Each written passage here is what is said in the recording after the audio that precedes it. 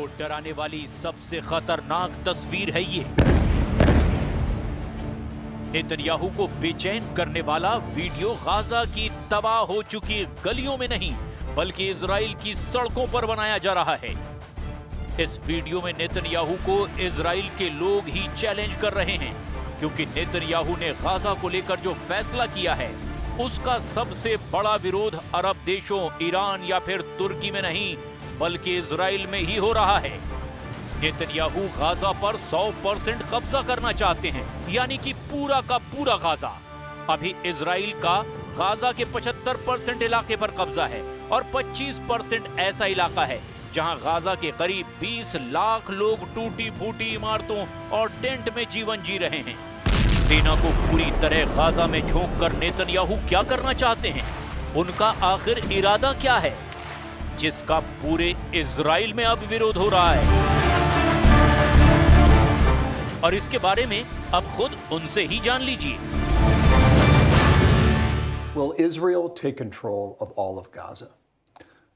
We intend to. Well, we don't want to keep it. We want to have a security perimeter. We don't want to govern it. Netanyahu के इन शब्दों ने Israel और पूरे पश्चिम Asia ही नहीं बल्कि Europe तक हाहाकार मचा दिया है। लंदन में फिलिस्तीन के समर्थकों का प्रदर्शन देखिए और उनकी पुलिस से झड़प भी देखिए। लंदन की पुलिस ने 150 से ज्यादा लोगों को गिरफ्तार किया।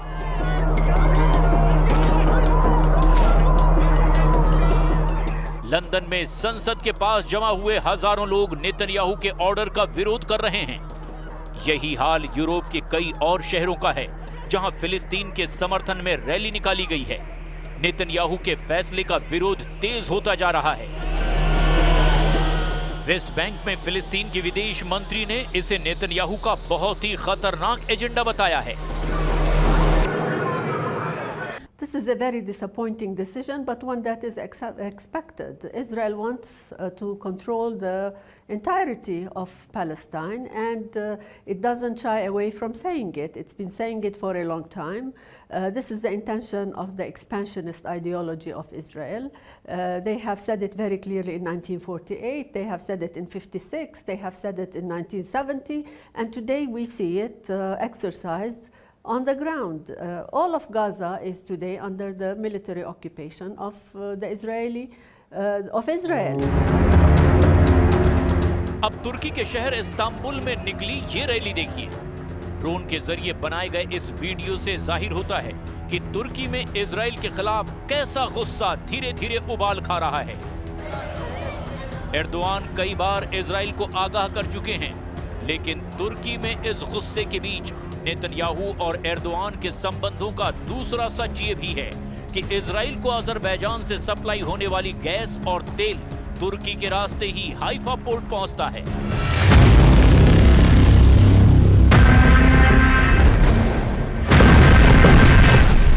लेकिन सीरिया में इजराइल के हमलों ने रिश्तों में खटास पैदा कर दी है। हाल ही में तुर्की के राष्ट्रपति एर्दोआन कह चुके हैं कि सीरिया को कमजोर करने वालों को बख्शा नहीं जाएगा। तुर्की के विदेश मंत्री हकन फिदान ने यहां तक कह दिया कि तुर्की हमला करने में भी देरी नहीं करेगा। यानी राष्ट्रपति और विदेश मंत्री तुर्की अब पूरी तरह से इजराइल को अपना टारगेट पर ले चुका है। तुर्की और मिस्र के विदेश मंत्रियों की मुलाकात हुई है। दोनों ने नेतन्याहू के गाजा प्लान का विरोध किया है।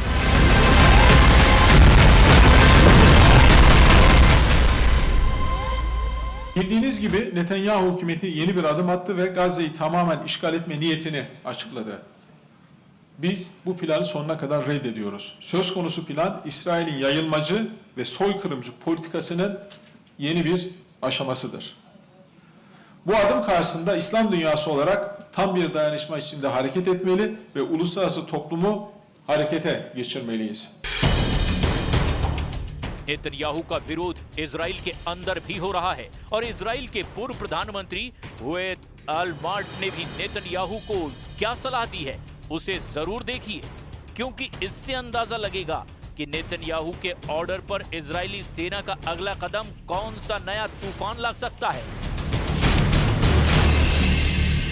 This decision is an outright move that will cost the lives of 20 Israelis that are still held by Hamas, and that will not end the military confrontation. That will not bring about the total elimination of every Hamas fighter. To assume that now we are going to reach out for what remained of Hamas and rescue the hostages is a fantasy. It will not happen. And it is totally unacceptable and unforgivable. इसमें कोई शक नहीं कि Israel के ground operation के जरिए अभी तक नेतन्याहू बंधकों को छुड़ाने में नाकाम रहे हैं। हमास के कब्जे में जितने भी इजरायली बंधक मारे गए हैं, उनकी बड़ी वजह इजराइल का मिलिट्री ऑपरेशन है, क्योंकि हमास के इलाके में हमले और बमबारी की वजह से न सिर्फ हमास को नुकसान हुआ, बल्कि कई बंधक भी उसी बमबारी में खत्म हो गए। 2006 से 2009 तक इजराइल के प्रधानमंत्री रहे एहुद ओलमर्ट ने नेतन्याहू को वार्निंग दी है। उनका मानना है कि अगर गाजा पर इजराइल की सेना पूरी तरह कब्जा करती है तो गाजा के आखिरी कोने में होने वाली जंग बचे हुए बंधकों को भी मार डालेगी। एहुद ओलमर्ट का दावा है कि गाजा में मिलिट्री एक्शन से ना हमास पूरी तरह हारेगा, ना ही बंधकों को बचाया जा सकेगा। We've been fighting for 22 months. And we had very impressive achievements, military achievements, in the course of these 22 months of fighting. Lots of pains and a very heartbreaking cost for us as well. We were responsible for killing many of the hostages as a result of the military operations in areas which were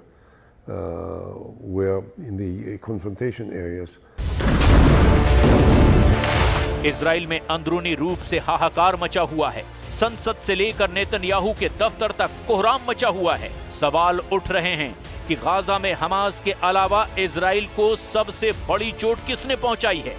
क्या Iran की मिसाइलों ने Israel को नुकसान पहुंचाया? क्या Hamas के खिलाफ चल रहे ग्राउंड ऑपरेशन ने इजराइल को झटके दिए? नेतन्याहू का सबसे बड़ा दुश्मन कौन साबित हुआ है? गाजा, वेस्ट बैंक, मस्जिद अल अक्सा, किस जगह नेतन्याहू को सबसे बड़ी गहरी चोट पहुंचाई जा रही है? देखा जाए तो नेतन्याहू के लिए चैलेंज बढ़ता जा रहा है। गाजा में ग्राउंड ऑपरेशन को लेकर के अब इजराइल के भी अधिकारी नेतन्याहू के फैसलों पर सवाल उठा रहे हैं।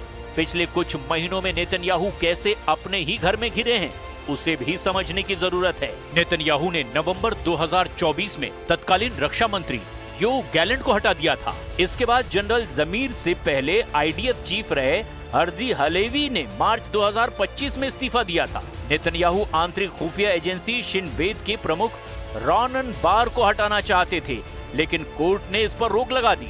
लेकिन नेतन्याहू के दो कट्टरपंथी सहयोगी वित्त मंत्री बेजालेल स्मोट्रिच और राष्ट्रीय सुरक्षा मंत्री इतामार बेन ग्विर अब गाजा का इजराइल में विलय करने की मांग कर रहे हैं। वो वहां इजरायली बस्ती बसाना चाहते हैं। המקום בו הוכחנו שאפשר לעשות ריבונות ומשילות. דווקא מכאן צריך להעביר מסר ולדאוג שכבר היום כובשים את כל רצועת עזה, מכריזים ריבונות בכל רצועת עזה, מורידים כל חמאסניק ומעודדים הגירה ברצון. इजराइल के सिक्योरिटी मिनिस्टर ने कहा कि पूरा गाजा अब इजराइल में मिला लिया जाएगा, लेकिन क्या ये इतना आसान है? वैसे गाजा को लेकर नेतन्याहू पर पड़ रहा है भारी दबाव और अब व्हाइट हाउस में भी देखा जा सकता है। हमास को लेकर अमेरिका का गुस्सा और तेजी से भड़क गया है। अमेरिका के राष्ट्रपति डोनाल्ड ट्रंप ने कहा कि हमास शांति नहीं चाहता बल्कि मारना चाहता है।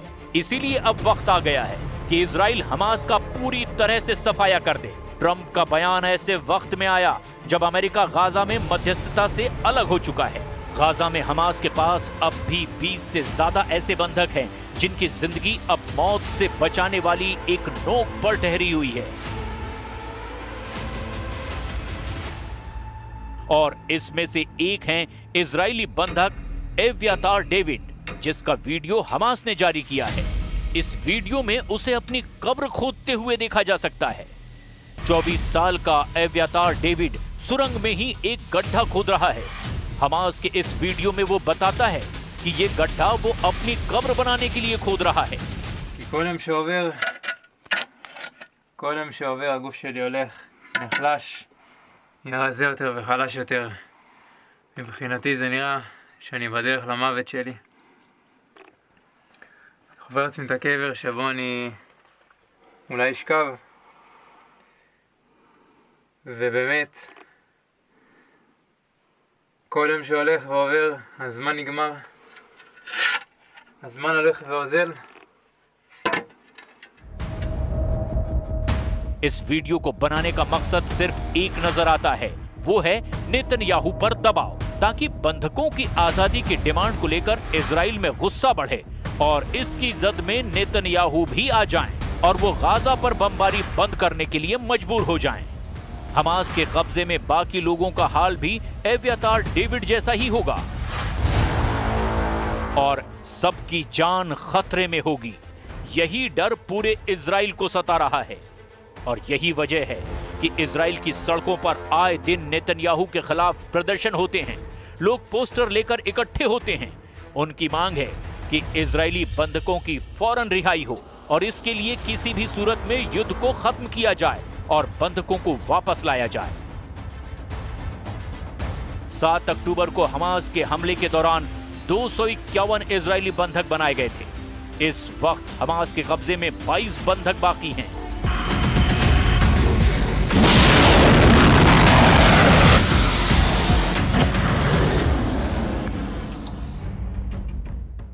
तेल अवीव में एव्यातार डेविड के पोस्टर लेकर हजारों लोग प्रदर्शन करने उतरे। ऐसी तस्वीरों से ज्यादा नेतन्याहू को अब इजराइल के सेना अध्यक्ष तनाव दे रहे हैं, क्योंकि जो एक्शन नेतन्याहू चाहते हैं उस पर इजराइल की सेना राजी नजर नहीं आ रही। और जब से नेतन्याहू के बेटे ने जनरल जमीर पर गंभीर आरोप लगाते हुए ट्वीट किया है, तब से सवाल उठ रहे हैं कि क्या इजराइल में नेतन्याहू की कुर्सी जाने वाली है और इसीलिए उन्होंने गाजा प्लान एक्टिव किया है। क्या नेतन्याहू का तख्ता पलट करने की कोशिश हुई और उनको गाजा प्लान बनाने पर मजबूर कर दिया गया? क्या इजराइल की सेना ने शुरुआत में गाजा प्लान पर पीछे हटकर हमास से भी बड़ी साजिश रच दी? इसीलिए अगस्त का महीना न सिर्फ गाजा और पश्चिम एशिया के लिए बल्कि पूरे इजराइल के लिए घातक माना जा रहा है। खासकर नेतन्याहू की जिद को अब इजराइल में ही चैलेंज मिलने लगा है। उन पर अपने राजनीतिक करियर को चमकाने के लिए इजरायली बंधकों की जान खतरे में डालने का आरोप लग रहा है, जबकि अब उनके सामने इजराइल के जनरल जमीर भी बारूद से लैस खड़े हुए नजर आ रहे हैं। बेशक वो नेतन्याहू के ऑर्डर को पूरा करें, लेकिन उन्होंने फैसले का विरोध करके दिखा दिया कि इजराइल उबलते हुए ज्वालामुखी के मुहाने पर इस वक्त बैठा हुआ है।